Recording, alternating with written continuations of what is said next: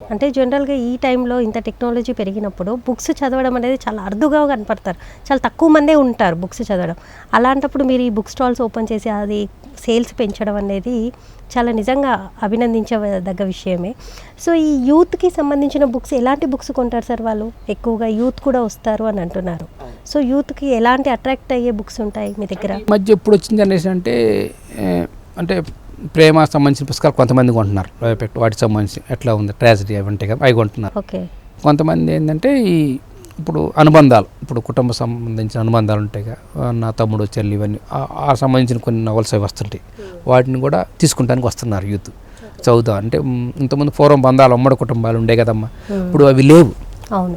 వాటి కోసం కొంతమంది రాస్తున్నారు ఎట్లా ఉండాలి. ఇప్పుడు ఎందుకంటే సిటీకి వచ్చినాక ఎవరు కూడా వాళ్ళది అయిపోయింది. భార్యాభర్తలు ఇద్దరే ఉంటారు. వాళ్ళకి ఏదన్నా ప్రాబ్లం వచ్చినా వాళ్ళని ఇంతకుముందు పూర్వం ఏం చేసేవారు, అమ్మయ్య తాత నాయనమ్మ అత్త ఎవరో ఉండేవాళ్ళు, వాళ్ళు సపోర్ట్ చేసేవాడు, వాళ్ళ సమస్యలు చెప్పుకునేవాళ్ళు పాపం. ఇప్పుడు ఎవరు చెప్పుకుంటారు? ఇద్దరు భార్యాభర్తలు ఉంటారు, సమస్య వచ్చి వీళ్ళిద్దరు కొట్టుకుంటే ఒకళ్ళకొళ్ళు ఎవరు చెప్పుకోవాలి? ఎవరు ఉండరు. పూర్వం వాళ్ళు ఉండేవాళ్ళు. అప్పుడు ఏం చేస్తారు, ఈ నవలకు డైవర్ట్ అవుతున్నారు వీళ్ళు. నవల్స్లో వాళ్ళకి కావాల్సిన ఇన్ఫర్మేషన్ వస్తుంది. అంటే మోటివేషన్ పరంగా సబ్జెక్ట్ ఉంటుంది. ఇప్పుడు ఏదైనా సమస్య వచ్చింది, ఆ నవల్లో ఒక పాత్రలు ఉంటాయి కదా, పాత్రలో విశ్లేషించినప్పుడు వాళ్ళు డిస్కషన్ చేసుకుంటారు కదా, పాత్రలు చదువుతూ ఉంటే ప్రాబ్లం వచ్చినప్పుడు ఎట్లా సాల్వ్ చేసుకున్నారు అనేది వీడికి కనపడుద్ది. వీడి నిజ జీవితంలో వచ్చినప్పుడు ఆ పాత్రలో ఆ సుబ్బయ్య సుబ్బమ్మ కొట్టుకున్నారు, ఆ సమస్యను ఇట్లా వాళ్ళు ముందుకెళ్ళారు కాబట్టి మనం కూడా జరుగుతుంది, ఇట్లా వెళ్ళాలి, ఎవరు తగ్గాలి ఎవరు నెగ్గాలి అనేది దాంట్లో ఉంటుంది. అది చూసుకుని వీళ్ళు ఫాలో అవుతున్నారు ఇప్పుడు జనరేషన్. పూర్వం ఉమ్మడి కుటుంబంగా ఉంటే మనకి బుక్స్ అవసరం పడేది కాదు. ఇప్పుడు ఏంటంటే ఈ బుక్స్ ఇప్పుడు అవసరం 100% మానవ విలువలు తెలుసుకోవాలంటే బుక్స్ ద్వారా తెలుసుకోవాల్సింది. లేకపోతే వాడు ఎందుకంటే దీన్ని సాల్వ్ చేసుకోలేడు సమస్యని. ఇది ఎట్లా ఉంటుంది విడాకుల దాకా వెళ్తుంది వ్యవహారం.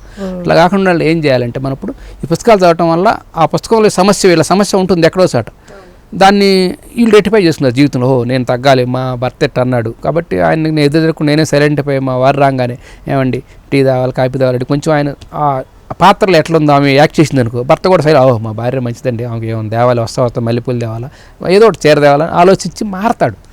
లేదనుకో మారలేడు కదా. ఇది ఎంత సాగు లాగుతారు, లాగి విడాకుల వరకు వెళ్ళదు సంసారం, చిన్న విషయం.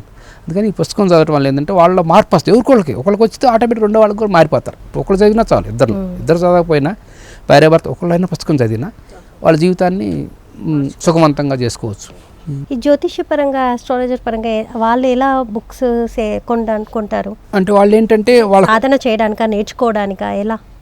వాళ్ళు ఏంటంటే అమ్మా ఇప్పుడు నాకు సమస్య వచ్చిందమ్మా, నన్నే తీసుకో, నాకు ఏదో ఉంది, డబ్బులు కావాలి, రోజు కష్టపడతా కానీ డబ్బులు రావట్లేదు, ఏం చేయాలి?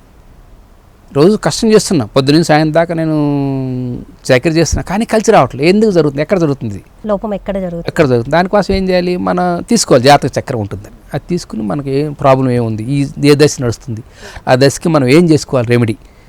ఏదన్నా గుడికి వెళ్ళటమా, లేకపోతే తల్లిదండ్రులు దండం పెట్టుకున్నా మంచిదే. మనం ఏం చేయకపోయినా ఏమీ చేయొద్దు, నువ్వు రోజు లేచి అమ్మానంగా దండం పెట్టుకో చాలు, సమస్యలు మొత్తం పరిష్కారం. చాలామంది చెప్పరు కానీ గుడికి వెళ్ళాలి, దేవుని దర్శించుకోవాలి, అన్నీ చేసుకోవాలి. అట్ ద సేమ్ టైం వెళ్ళలేనప్పుడు తల్లిదండ్రులు రోజు నమస్కారం పెట్టి నువ్వు వెళ్ళి పనులు అన్నీ అయిపోతుంది నీకు. ఓకే. తల్లిదండ్రులు మించిన దైవం లేదు అంటారు. కానీ నువ్వు ఈ చిన్న పని చేయొచ్చు, నువ్వు ఏం చెప్పాను వాళ్ళని చూసుకుని సాయంత్రం వస్తా అమ్మ నీకేం కావాలి, నాన్న నీకేం కావాలి తెచ్చి వాళ్ళకి ఇస్తే ఇక నీకు జీవితం ఎదురుండదు, అసలు ఎవరు అవసరం లేదు, అలా బ్లెస్సింగ్స్ ఉంటే చాలు. అంటే వ్యక్తిత్వం మంచిగా ఉంటే మనకి ఎలాంటి రెమెడీస్ అవసరం లేదు. కొన్ని ప్రాబ్లమ్స్ వచ్చినప్పుడు ఏంటంటే రెక్టిఫై చేసుకోవచ్చు. అట్లా సమస్యలు ఉంటాయి కదా మన జ్యోతిష్యంలో, ఇంకా లోపలికి వెళ్ళి సమస్యను ఎక్కడ దశ అంతర్దశ విదశ చాలా ఉంటాయి అన్నమాట జ్యోతిష పరాశర్లో. వాటిలోకి వెళ్ళి సమస్యను ఉన్నప్పుడు దానికి ఏదైనా పూర్వజన్మ కొన్ని వస్తుంటాయి మనకు, అవన్నీ తప్పించుకోవాలంటే పూర్వం చేసిన కర్మలు ఉంటాయి కదమ్మా. ఎందుకంటే కర్మ సిద్ధాంతం ఉంది, దాన్ని నమ్మాలి, వద్దనుకున్న ఏదైనా మన కర్మ ఇది నడిపిస్తుంది. కాబట్టి దాన్ని తగ్గించుకోవాలంటే పూర్తిగా తీసేయటం భగవంతుడు కూడా చేయలేరు, దాన్ని మనం తగ్గించుకోవాలి. ఏం చేస్తే తగ్గుతుంది కొంచెం. ఇప్పుడు రోడ్డు మీద వెళ్తుంటాము, గట్టిగా గుద్దుతాడు లారీ, మనం ఏదైనా జరగవచ్చు, అది తగ్గించుకోవాలంటే లైట్గా డాష్ ఇచ్చి వెళ్తాడు, కొంచెం పక్కన పడిపోతాం, సేఫ్గా బయటపడతాం. హెవీగా అనుకో ప్రాబ్లం వస్తుంది. అందుకని దాన్ని తగ్గించుకోవడం కోసం శాస్త్రం తీసుకోవాలి. ఏం చేస్తారు గురు బోధన లేని బుక్స్ చదివితే వాళ్ళకి ఆ పటిష్ట అంటే ఆ సాధన అనేది వచ్చేస్తుందంటారా? బుక్స్ ద్వారా వస్తుందమ్మా అది కొంత, ఎందుకంటే ఏకాగ్రత ఉండాలి, వస్తుంది మీకు. దాని మీద కాన్సన్ట్రేట్ చేసి మన స్వలాభం కోసం కన్నా పరుల కోసం ఏదైనా చేస్తే వస్తుంది. నా కోసం చేసుకుంటే నాకు రాదు, కానీ వేరే వాళ్ళకి ఏదైనా మంచి చేయాలంటే మాత్రం ఫలిస్తుంది 100%.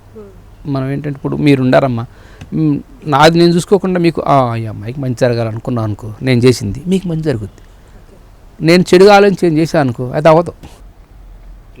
ఆలోచన విధానం ఎప్పుడైతే మనం మంచిగా ఆలోచిస్తామో, నాది నాకు అవ్వకపోయినా వేరే వాళ్ళకి అవుద్ది.